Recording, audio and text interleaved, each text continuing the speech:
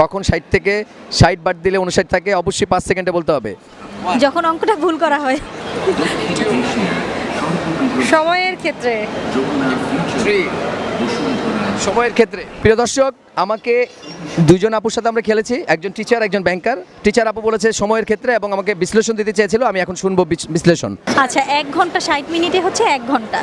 আর আমি যদি এখান থেকে আরেকটা 60 বাদ দিই, মানে 60 সেকেন্ড বাদ দিই, 1 মিনিট হয়, তখন সেটা 59 হয়। আপনি বলেছেন সময় প্লাস উনি বিশ্লেষণ দিয়েছে।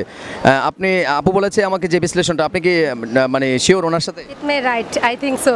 আচ্ছা আচ্ছা, প্রিয় দর্শক, আমরা বলতে চাই যে আসলে শায়লা আপু টিচার আর এই আপুটি ব্যাংকার, দুজনের সাথে আমরা গুগলি খেলেছি এবং আমরা বলেছিলাম যিনি আমাকে সঠিক উত্তর দেবে তাকে আমি পুরস্কার বুঝিয়ে দিব।